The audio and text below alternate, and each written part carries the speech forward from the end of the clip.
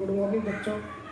आज हम 10वीं क्लास का थर्ड लेसन पढ़ेंगे, धातु एवं अधातु, यानी जिसको इंग्लिश में कहते हैं metal and non metal. Metal and non metal के बारे में हमने थोड़ा सा 8th क्लास में पढ़ा हुआ है और कुछ 9th क्लास में पढ़ा हुआ है। उसी को आगे हम फर्दर कंटिन्यू रखेंगे।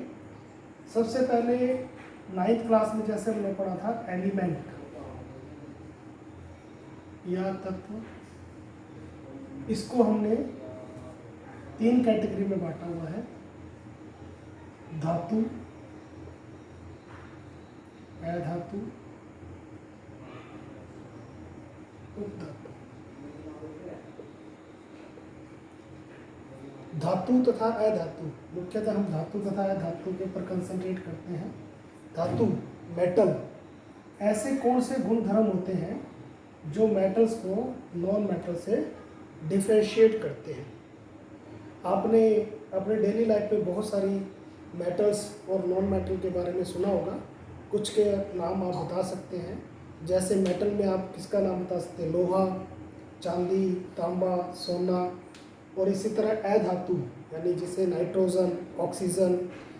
तो आपको कैसे पता चलेगा कि कौन सी धातु और कौन सी अधातु है? तो ऐसे कुछ गुण हैं जो धातुओं और अधातुओं को अलग करते हैं।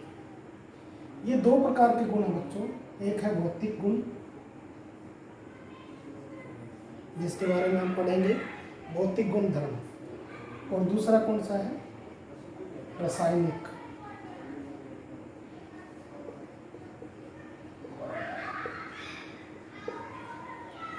जैसे आपने परिवर्तन के बारे में पढ़ा होगा, 2 परिवर्तन होते हैं, भौतिक परिवर्तन तथा रासायनिक परिवर्तन। इसी तरह 2 तरह के भौतिक गुण हैं, 2 तरह के गुण हैं, भौतिक गुण और रासायनिक गुण। भौतिक गुण बच्चों वो होते हैं जो आपको दिखाई देते हैं और जिसको जनरली हम मेज़र कर सकते हैं, यानी नाप तोल सकते हैं, जो आपको ऑब्जर्व कर सकते हैं आप अपनी डायरेक्ट सेंस ऑर्गन के थ्रू। और रासायनिक परिवर्तन वो होते हैं बच्चों, ऐसे परिवर्तन जिसमें जो भी तत्व है, अगर हम उसके गुण धर्म को जानना चाहते हैं तो उसकी प्रकृति चेंज हो जाती है, तो वो क्या होते हैं? रासायनिक गुण धर्म। पहला जो भौतिक गुण धर्म है वो है अपना धात्विक चमक। धात्विक चमक, जिसको क्या कहते हैं? लक्ष्चर, शाइनिंग। आपने देखा होगा ज़्यादातर जो धातुएं होती हैं वो चमकदार होती हैं, जैसे चांदी, सोना, इवन जो लोहा होता है, ठीक है, वो भी चमकदार होता है जब उसको फ्रेशली काटा जाता है। धीरे धीरे समय के साथ साथ लोहे के ऊपर जो भूरे से ब्राउन से कलर की परत जम जाती है, वो क्या हो जाता है? उसको जंग लग जाता है। तो पहला गुण क्या है? धात्विक चमक। धात्विक चमक किस में होती है बच्चों? केवल धातुओं में होती है। इसका भी कारण है बच्चों, धात्विक चमक इनमें फ्री इलेक्ट्रॉन्स के कारण होती है, यानी कि इनके पास इलेक्ट्रॉन्स होते हैं, फ्री रहते हैं वो इलेक्ट्रॉन्स। जैसे ही इनके ऊपर सनलाइट या दूसरी लाइट पड़ती है तो ये जो इलेक्ट्रॉन होते हैं ये एक्साइटेड हो जाते हैं और एक्साइटेड होकर ऊपर वाले कक्ष में चले जाते हैं। जब वो वापस आते हैं तो वो एनर्जी को एमिट करते हैं, यानी एनर्जी को उत्सर्जित करते हैं, जिसके कारण ये आपको चमकदार नज़र आते हैं। तो धातुओं का पहला गुण क्या हुआ? चमक, धात्विक चमक। धात्विक चमक केवल किसकी होगी? धातुओं की ही होगी, जैसे लोहा, तांबा, एल्युमिनियम, ठीक है। मैग्नीशियम, मैग्नीशियम की एक्टिविटी भी आपने छोटी क्लासेस में की होगी बच्चों। मैग्नीशियम का रिबन होता है, मैग्नीशियम का रिबन चमकदार होता है, ठीक है। उसको जलाने से पहले उसको साफ़ करते हैं रेड मार्क से। तो ये हमने एक्टिविटी पहले पिछले चैप्टर में भी डिस्कस की थी। तो मैग्नीशियम जो है एक धातु है, इसका चमकदार रिबन होगा। इसी तरह चांदी, ठीक है। दूसरा जो गुण है कठोरता। सभी धातु कठोर होती हैं। कठोर का जो गुण धर्म है वो धातुओं के अंदर होता है, यानी कि धातुएं जो होती हैं उनके अंदर कुछ जो बल के द्वारा वो धातु धातु के जो तत्व हैं आपस में बंधे रहते हैं वो बहुत ज़्यादा होता है, जिसके कारण ये ज़्यादातर क्या होती है, कठोर होती है और ठोस अवस्था में पाई जाती है। ये रूम टेम्परेचर पे किस अवस्था में मिलती है, ठोस अवस्था में। क्या आपको कोई ऐसा एग्जाम्पल याद है जिसमें जो धातुएं हैं ठोस अवस्था में ना होकर द्रव अवस्था में हो? ऐसी कौन सी धातु है? बिल्कुल सही है, मरकरी या पारा। इसका प्रतीक क्या है, Hg। ठीक है, इसको क्या कहते हैं, मरकरी। ठीक है, या हिंदी में पारा बोलते हैं। ये धातु है लेकिन ये द्रव अवस्था में पाई जाती है। केवल यही एक ऐसी धातु है जो सामान्य तौर पे रूम टेम्परेचर पे आपको द्रव अवस्था में मिलती है। इसके अलावा भी एक धातु है गैलियम। ये भी अगर इसको हाथ में लेंगे तो ये भी द्रव अवस्था में परिवर्तित हो जाती है।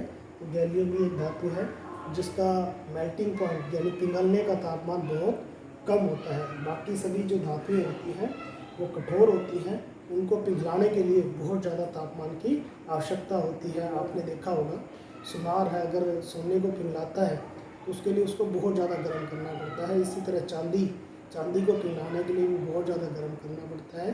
तो ये क्यों? क्योंकि ये कठोर अवस्था में होती है। तीसरा जो महत्वपूर्ण गुण है आघात वर्ध्यता।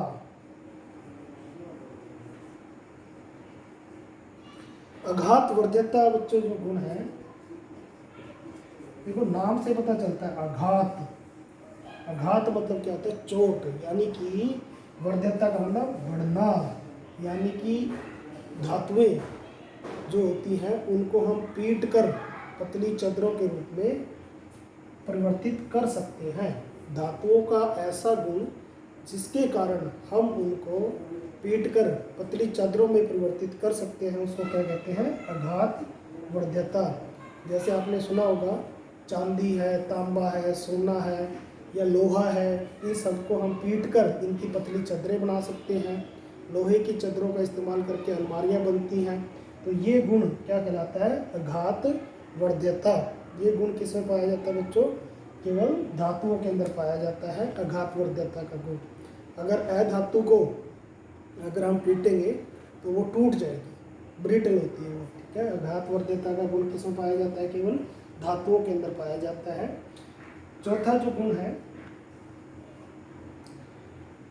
तन्यता।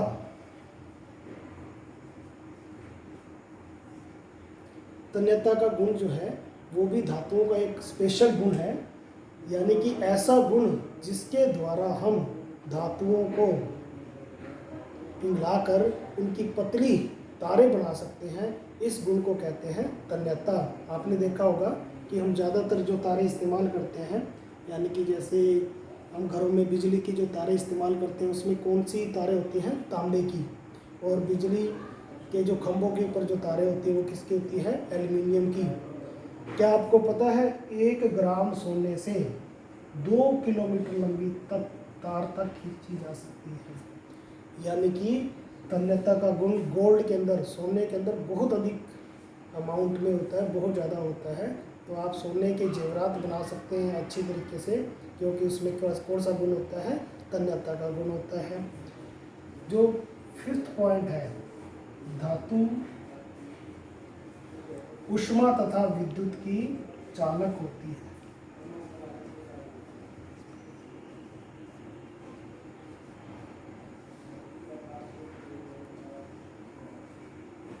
यानी कि धातुएं जो होती हैं विद्युत और ऊष्मा दोनों का चालन कर सकती हैं। और इसको सिद्ध करने के लिए हमने छोटी क्लासेस में कुछ एक्टिविटी भी की हुई है। ऐसा बच्चों जो धातुएं होती हैं ऊष्माती चालक तो होती हैं, लेकिन सभी धातुएं एक जैसी ऊष्मा या विद्युत का चालन नहीं करती। कुछ धातुएं अधिक सुगमता से विद्युत का चालन करती हैं, कुछ धातुएं अधिक सुगमता से ऊष्मा का चालन करती हैं। तो आपने जैसे देखा होगा कि एक एक्टिविटी अगर हम छोटी क्लासेस में अगर आपको याद हो कि एक हम छड़ लेते हैं लोहे की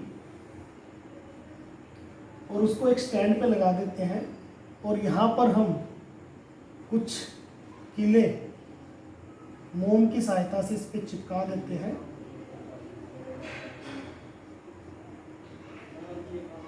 मोम की सहायता से हमने इन कीलों को चिपका दिया, और अगर हम इस सिरे को गर्म करेंगे, यहाँ से गर्म करना शुरू करेंगे, तो क्या होगा, ये कील पहले गिरेगी, फिर उसके बाद ये कील गिरेगी, फिर ये कील, ऐसे कीलें गिरती चली जाएगी।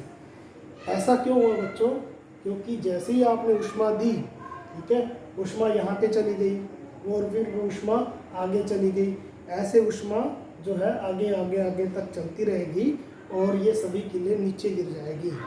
ये जो क्रियाकलाप है क्या सिद्ध करता है कि जो धातुएं होती हैं वो क्या करती हैं, ऊष्मा का चालन करती हैं। अगर इसकी जगह आप लकड़ी की छड़ लगा दें और उसके ऊपर कीलों को लगा दें, तो क्या होगा कि अगर आप इस लकड़ी को गर्म करेंगे तो ये जल जाएगी। जलने के बाद ये आगे तक जाएगा, तो लेकिन ये ऊष्मा का चालन नहीं करेगी। तो जो धातुएं होती हैं वो ऊष्मा की चालक होती हैं, ठीक है, और अधातुएं जो होती हैं वो ऊष्मा की चालक नहीं होती। विद्युत का चालन, विद्युत के चालन को हम दिखाने के लिए भी एक एक्टिविटी कर सकते हैं। इसके लिए आपको क्या चाहिए, एक सेल चाहिए, एक एलईडी, छोटी जो एलईडी होती है, ठीक है, और एक स्विच बना सकते हैं आप। ये जो एक्टिविटी है आपके एनसीईआरटी की बुक में दे रखी है, इसका हम एलईडी, सेल और स्विच का इस्तेमाल करके आप ये दिखा सकते हैं कि कोई जो धातु है, ठीक है, वो विद्युत का चालन करती है या नहीं करती। जैसे आपके पास कोई चीज़ है, जैसे चाबी है, ठीक है, स्केल है, ठीक है, और कोई भी जो चीज़ है, तार है एल्युमिनियम की, कोई बर्तन है, उसको अगर आप चेक करना चाहते हैं कि ये विद्युत का चालन करेगी या नहीं करेगी, तो ये भी एक एक्टिविटी के द्वारा आप आसानी से कर सकते हैं, जो आपकी बुक में दे रखी है एनसीईआरटी की बुक पे, पेज नंबर 43 पे। तो ये जो गुण है ये क्या है, विद्युत का चालन। तो ये 5 जो गुण हैं ये दिखाते हैं कि कोई चीज़ धातु है या अधातु। अधातुओं में अगर मान लो हम बात करेंगे तो ये क्या हो जाएंगे, इनसे विपरीत हो जाएंगे। यानी कि अधातुओं में धात्विक चमक नहीं होती और वो प्राय सॉफ्ट होते हैं, आघातवर्ध्यता का गुण नहीं होता, तन्यता का गुण नहीं होता, ऊष्मा तथा विद्युत की कुचालक। लेकिन बच्चों कुछ चीज़ें ऐसी हैं जो एक्सेप्शनल हैं, यानी कि अपवाद हैं, वो भी आपको याद रखना है, वो भी पेपर में कई बार पूछा जाता है। तो ये आपने क्या क्या चीज़ें याद रखनी है। एक बात रखें याद, धातु ज़्यादातर कठोर होती है, लेकिन जो मरकरी होती है वो क्या होती है, द्रव अवस्था में होती है, ठीक है। तो धातुओं को गलनांक जो होता है उच्च होता है, लेकिन सीजियम और गैलियम, कई बार ये क्वेश्चन पूछ लेते हैं, सीजियम और गैलियम इनका गलनांक बहुत कम होता है, ठीक है। अगर इनको आप हाथ में भी लेंगे तो ये दोनों जो धातुएं हैं ये पिघलने लगेगी, गैलियम तथा सीजियम। फिर है आयोडीन। आयोडीन बच्चों क्या है, एक अधातु है, लेकिन इसमें चमक होती है। चमक वाला जो गुण होता है वो किस में होता है, धातुओं में, लेकिन एक अधातु ऐसी है जो चमक प्रदर्शित करती है, उसका नाम क्या है, आयोडीन, ठीक है। तीसरी हम बात की थी हमने, जो ऊष्मा और विद्युत की सुचालक क्या होती है बच्चों, धातुएं होती है ज़्यादातर, लेकिन कार्बन का एक ऐसा रूप भी है जो कि विद्युत का चालन करता है, वो उसको क्या कहते हैं हम, ग्रेफाइट, ठीक है, ग्रेफाइट। आपने देखा होगा जो सेल होते हैं, सेल के अंदर जो काली सी जो रॉड होती है वो किसकी बनी होती है, ग्रेफाइट की। अगर किसी आप सेल को तोड़ के देखेंगे तो उसके अंदर से सिक्का निकलेगा, ठीक है, वो ग्रेफाइट का बना हुआ है। ग्रेफाइट विद्युत की अच्छी चालक है, इसीलिए उसका प्रयोग किया जाता है।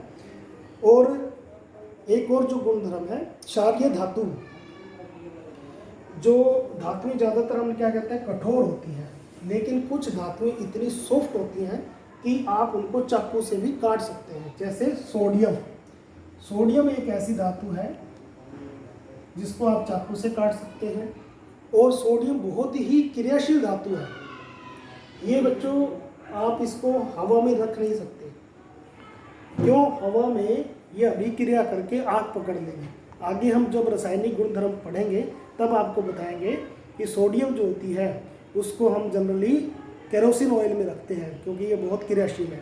अब यहाँ पे हम भौतिक गुणों में बात करें तो सोडियम इतनी सॉफ्ट धातु होती है, इतनी मुलायम होती है कि आप इसको आराम से चाकू से काट सकते हैं। सोडियम, पोटाशियम, ठीक है। तो ये कुछ धातुएं आती हैं जो सॉफ्ट होती हैं। तो ये गुण जो हमने पढ़े हैं ये भौतिक गुणधर्म है। और पेज नंबर 45 पे आपको अभ्यास के प्रश्न दिए गए हैं। इन प्रश्नों को आपने हल करना है अपनी कॉपी में।